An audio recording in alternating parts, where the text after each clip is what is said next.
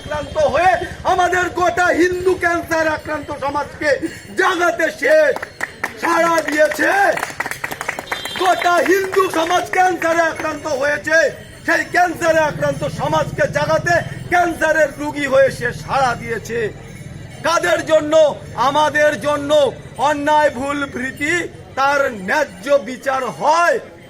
ভারতের সংবিধানকে আমরা বিশ্বাস করি, কিন্তু সংবিধানের আড়ালে রেখে রাজ্য সরকার যেভাবে একের পর এক হরগোবিন্দ দাস, চন্দন দাসের মৃত্যুকে দুলুণ্ঠিত করে দিয়েছে, কোনো বিচার পায়নি, কোনো বিচার পায়নি আমার অবহেলার মা, কোনো বিচার পায় না আমার সকলে বিবিপি ছাত্র সমাজের সন্তানরা। তাদের প্রতিনিধি সন্তানু, তাদের প্রতিনিধি স্বর্ণেন্দু দা, আমিও তাকে শ্রদ্ধা করি। আমি একজন শিক্ষক হয়ে তাকে শ্রদ্ধা করি, তার আচরণে, তার ব্যবহারে, তার মিষ্ট ভাষায়। কোন অপরাধে রাত 1:30টার সময় ক্রিমিনাল অফেন্সের মতো তাকে তুলে নিয়ে যেতে হয়? ওয়ারেন্ট কি দেখেছিল সে?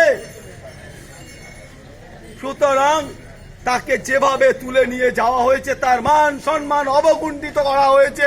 আজকে যে সে জানে না, তার কাছে সে একজন ক্রিমিনালে পরিণত করে দেওয়া হলো তাকে। এর বিচার চাই। অশোকনগর প্রশাসনের মাধ্যমে আমি সেই ময়দান থানার প্রশাসন থেকে শুরু করে আমাদের ন্যায় বিধি দণ্ড, হাইকোর্ট থেকে সুপ্রিম কোর্টের বিচার পর্যন্ত আমার দাবি থাকবে, স্বর্ণেন্দুর মান সম্মান, স্বর্ণেন্দুকে যেন ফিরিয়ে দেওয়া হয়। কিন্তু সত্যি কি ফিরে আসে?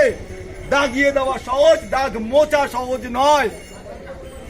তাই সকল প্রশাসনিক সমাজ, আমার সামনে উপস্থিত সম্মানীয় অফিসার গণের কাছে আমাদের অনুরোধ, আপাতত অনুরোধ, স্বর্ণেন্দুর বিচার সুবিচারে পরিণত হোক, সসম্মানে সে তার বাড়িতে ফিরে যাক। সমর্থন জানানো অপরাধ নয়, সোশ্যাল মিডিয়ার জগতে সবাই সমর্থন জানায়। সেও জানিয়েছে সে প্রতিনিধি হয়ে কোনো রাজ পরিবারে, কোনো সরকারি প্রতিষ্ঠানে লিখিত দায়ের করেনি, কিন্তু তার